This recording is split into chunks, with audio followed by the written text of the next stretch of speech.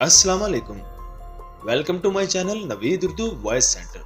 तमाम वीडियोस की अपडेट्स के लिए हमारे चैनल को सब्सक्राइब कीजिए। तो चलिए सुनते हैं आज की कहानी। सोनिया बचपन ही से बहुत खूबसूरत थी। सब लोग मधु की माँ को अक्सर कहा करते, तेरी बेटी तो बहुत खूबसूरत है, अरे ये तो परी लगती है, इस जैसी लड़की तो हमने आज तक नहीं देखी। और मधु की माँ शांति ये बातें सुनकर बहुत खुश होती। मधु का बाप विजय भी अपनी बेटी से बहुत मोहब्बत करता था। इनके गांव का नाम अमनपुर था। वहां की आबादी हिंदू धर्म से ताल्लुक रखती थी। नाम की तरह गांव भी अमन व शांति वाला था। कभी कोई लड़ाई झगड़ा और फसाद वहां नहीं हुआ था। सब लोग प्यार से रहते और एक दूसरे के दुख दर्द में शरीक होते थे। विजय लकड़हारा था और वो गांव का सबसे गरीब आदमी था। करीबी जंगल से लकड़ियां काट कर करीबी कस्बे में फरोख्त करता। इस तरह इनकी रोजी रोटी चलती। वक्त तेजी से गुजरता रहा और मधु ने जवानी में कदम रख दिया। अब तो इसका हुस्न और भी निखर गया था। वो हर एक की आंख का तारा बन गई। मधु फितरती तौर पर भली मानस और शरीफ किस्म की लड़की थी। वो हमेशा अपने काम से काम रखती और कभी किसी को शिकायत का मौका ना देती। बहुत हसीनो जमील होने के बावजूद इसने कभी खुद पर गरूर नहीं किया। वो जानती थी कि इसका बाप गरीब और मेहनती है और गरीबों के पास इज्जत के अलावा और होता भी क्या है। इसीलिए वो बहुत गैरतमंद साबित हुई। इसने कभी किसी की तरफ आंख उठाकर ना देखा। इसके हुस्न का चर्चा ना सिर्फ गांव बल्कि दीगर करीबी इलाकों में भी होने लगा। सभी नौजवान इसकी बात करने को तरसते थे, मगर वो किसी को घास तक ना डालती। गांव का नंबरदार लक्ष्मण राय, जो कि बहुत जालिम और गुनाहगार शख्स था, मगर इसने गांव वालों के सामने अपना भरम रखने के लिए नेक बनने का खूब ड्रामा रचा रखा था। लोग इसकी बहुत इज्जत करते थे और वो दिखलावे की गर्ज से गांव वालों के बहुत काम आता। इसकी शुरू ही से मधु पर नजर थी। वो हर हाल में इसे हासिल करना चाहता था। इसने विजय से मधु का हाथ मांगा, मगर शांति और मधु के इनकार की वजह से विजय मजबूर हो गया। लक्ष्मण राय ने इनकार को अपनी बेइज्जती जाना, मगर वो वक्ती तौर पर खामोश हो गया। मधु रोजाना अपनी सहेलियों के हमरा बाग में जाती, जहां मिलकर खेलती और खूब लुत्फानंदोज होती। एक दिन बाग से वापसी पर मधु को तेज बुखार हो गया। इसका बहुत इलाज करवाया गया, तब जाकर इसका बुखार उतरा। वो ठीक तो हो गई, मगर हर वक्त खामोश रहने लगी। कहां वो रोजाना सहेलियों के हमरा बाग में जाकर खूब खेलती और कहां अब घर से निकलना ही छोड़ दिया। शांति इसकी हालत से बहुत परेशान होती। मधु अपने कमरे तक महदूद होकर रह गई थी। खाना पीना भी बहुत कम कर दिया। अक्सर जब शांति खाना लेकर इसके कमरे में जाती तो वहां से खुशगवार खुशबू महसूस करती। और फिर इसने अक्सर भी देखा कि मधु अकेली बैठी मुस्कुराती रहती और किसी से नामानूस जुबान में बातें भी करती। पहले तो सारी बातें शांति ने विजय से छुपाई, मगर जब हालात ज्यादा खराब होने लगे तो अपने पति को सूरत हाल से आगाह किया। मगर विजय ने शांति को समझाया कि ऐसी कोई बात नहीं है, ये बस तुम्हारा वहम है, लिहाजा चुप रहो और किसी और से हरगिज ये बात ना करना, वरना लोग ऐसे ही मनगढ़ंत बातें मधु से मंसूब करके हमारा जीना हराम कर देंगे। मगर खुद गहरी सोच में पड़ गया।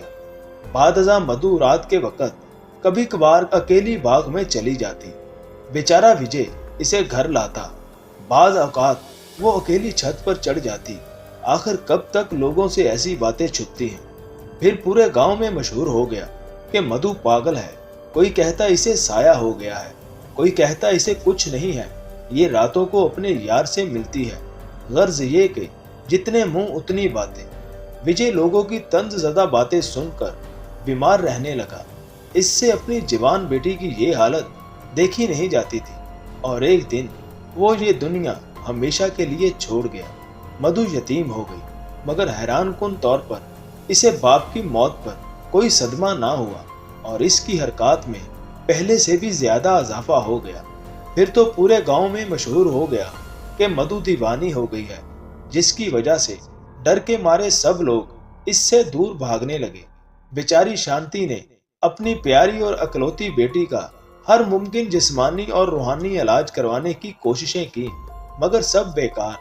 नंबरदार की अब भी हवस खत्म नहीं हुई थी। वो अब भी मधु को हासिल करना चाहता था। जब इसकी हर कोशिश नाकाम हो गई तो इसने एक अजीब तरीका अपनाया। सूरज इसका वफादार मुलाजिम था।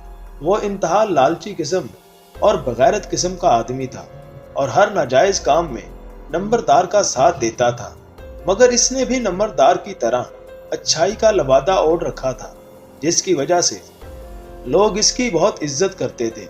नंबरदार सारे गैर कानूनी और नाजायज काम बहुत खुफिया करवाता था, जिसकी किसी को कानो कान खबर ना होती थी। नंबरदार ने मधु की शादी सूरज से करवा दी और सूरज को अपने मंसूबे से भी आगाह कर दिया।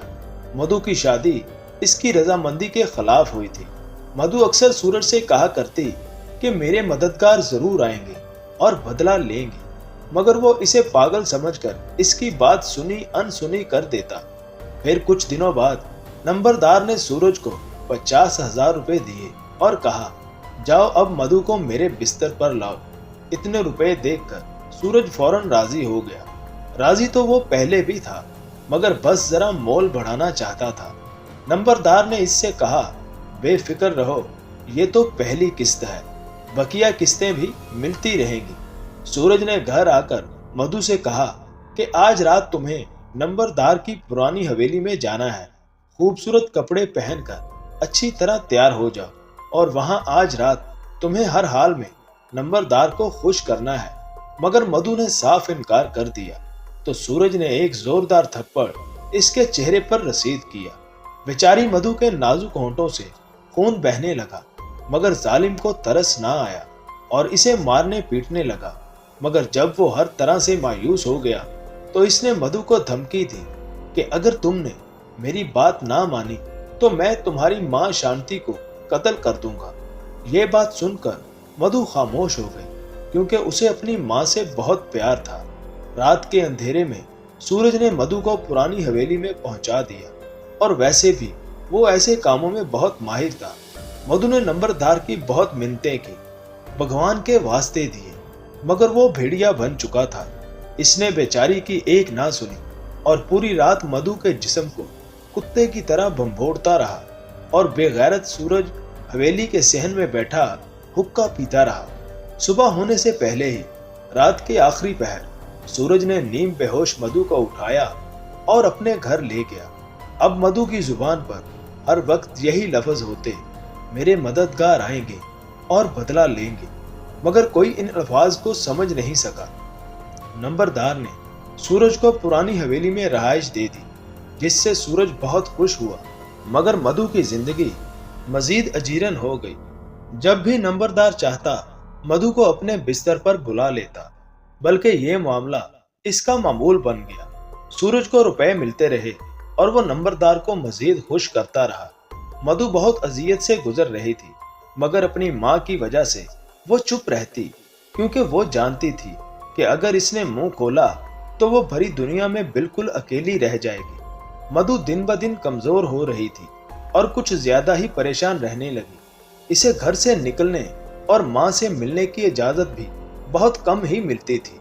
शांति अपनी प्यारी बेटी की इस हालत पर बहुत कुड़ती थी और अक्सर मधु से पूछती, मगर मधु हमेशा चुप ही रहती और बात को टाल देती। शांति को शक था कि जरूर इसकी बेटी के साथ कुछ गलत हो रहा है। इसी वजह से इसने जासूसी शुरू कर दी। इत्फाकन उन दिनों इससे कुछ ऐसी हरकत सरजद हुई जिनसे नंबरदार को भी शक हो गया कि जरूर शांति कुछ जानना चाहती है, जिसकी वजह से नंबरदार ने सूरज के जरिए शांति को जहर दिलवाकर मरवा दिया। फिर तो इसके रास्ते का आखिरी कांटा भी निकल गया। अब इसने मधु को हर रात बम्भोड़ना शुरू कर दिया। नंबरदार की बीवी काफी अरसा पहले मर चुकी थी। इसके 2 बेटे बैरून मुल्क थे, लिहाजा इसे किसी का कोई डर नहीं था और किसी को इस पर शक भी नहीं हो सकता था, क्योंकि सूरज जो इसके साथ था। माँ के मरने के बाद मधु बिल्कुल ही पागल हो गई, कभी हंसती और कभी रोने लगती, मगर इसकी जुबान पर बस यही अल्फाज होते, मेरे मददगार आएंगे और बदला लेंगे। एक रात सूरज नंबरदार के किसी काम की गरज से गांव से बाहर जा रहा था। इस रात सर्दी बहुत शदीद थी, अंधेरे का राज था, हाथ को हाथ सुझाई नहीं देता था। वो अमावस की रात थी, सफर काफी लंबा था। वो जल्दी जल्दी कदम उठाता हुआ चल रहा था कि इसे महसूस हुआ जैसे इसके पीछे भी कोई चल रहा हो। जैसे ही इसने पीछे मुड़कर देखा तो कोई नहीं था। इस रात गहरी खामोशी छाई हुई थी, हर तरफ हवा का आलम था। दूर कहीं कुत्ता भौंक रहा था, जिसकी आवाज माहौल को मजीद खौफनाक बना रही थी। फिर सूरज ने चलना शुरू कर दिया। अभी वो थोड़ी ही दूर गया होगा, अचानक एक चमगादड़ ने इस पर हमला कर दिया, मगर वो झुकने में कामयाब हो गया और चमगादड़ उड़कर अंधेरे में गायब हो गई। सूरज बहुत खौफजदा हो चुका था। अब वो तेज तेज चलने लगा, जैसे दौड़ता हुआ। अचानक जमीन के अंदर से एक मजबूत रस्सी नमूदार हुई और देखते ही देखते इसी जगह से एक खौफनाक ढांचा नमूदार हुआ। सूरज के अवसान खता हो चुके थे, खौफ से इसका हल्क खुश्क हो गया था। इतनी ठंडी रात में भी इसे पसीना आ रहा था। इसकी हालत बहुत खराब हो चुकी थी। सामने ढांचे को देखकर वो पीछे की जानब भागने लगा तो पीछे भी एक ढांचा मौजूद था। फिर धीरे धीरे दोनों ढांचे करीब आते गए और दोनों ने मजबूत रस्सी अपने हाथों में पकड़ ली। बादजा रस्सी से सूरज के दोनों पांव अलग-अलग बांध दिए गए। सूरज ने बहुत चीखों पुकार की, मगर कोई इसकी मदद को नहीं आया। फिर दोनों ढांचों ने रस्सी को अपनी तरफ खींचना शुरू कर दिया। सूरज दोनों खौफनाक ढांचों के दरमियान खड़ा था। जब रस्सी खींचनी शुरू हुई तो सूरज की दोनों टांगें ढांचों की जानिब बढ़ने लगी। फिर देखते ही देखते इसका जिस्म चीर दिया गया और वो दो हिस्सों में बट गया। एक टांग और आधा जिस्म एक ढांचे के पास, जबकि दूसरी टांग और आधा जिस्म दूसरे ढांचे के हाथ में चला गया। सूरज मरदूद को सजा मिल चुकी थी। सुबह जब गांव वालों ने बोड़ के दरख्त के नीचे सूरज की लाश दो हिस्सों में देखी तो हैरान रह गए। इसके जिस्म से बहने वाला खून दरख्त के नीचे जम चुका था। लाश की हालत इतनी खराब और भयानक थी कि लोग इसे देखने से भी डरते थे। फिर लोग मधु को लाश के पास ले आए तो मधु ने इसकी लाश को देखकर इस पर थूक दिया और ऊंची आवाज में मुस्कुराकर बोली, मैंने कहा था ना, मेरे मददगार आएंगे और बदला लेंगे। ये अल्फाज कहकर वो वहां से भाग गई और कुएं में छलांग लगाकर अपनी जान दे दी। उस दिन दोनों की मैयतें एक ही वक्त शमशान घाट में जलाई गईं, मगर किसी को मधु के अल्फाज की समझ नहीं आई। सूरज के कत्ल का भी सुराग नहीं मिल सका। अलबत्ता कुछ दिन बाद पुरअसरार तौर पर नंबरदार ने भी अपनी हवेली की छत से कूदकर खुदकुशी कर ली। जब नंबरदार की लाश शमशान घाट में आग के शोलों में जल रही थी तो वहां खड़े हर शख्स ने मधु की आत्मा को मुस्कुराते हुए देखा। फिर वो जल्द ही हवा में तहलील होकर सबकी नजरों से ओझल हो गई। तो जी नाज़रीन, कैसी लगी आपको आज की ये कहानी? उम्मीद है कि आपको पसंद आई होगी। और अगर अभी तक आपने हमारा चैनल सब्सक्राइब नहीं किया तो प्लीज हमारे चैनल को सब्सक्राइब करके बेल के नोटिफिकेशन को ऑन कर दें, ताकि हमारी हर आने वाली वीडियो आप तक बआसानी पहुंच सके।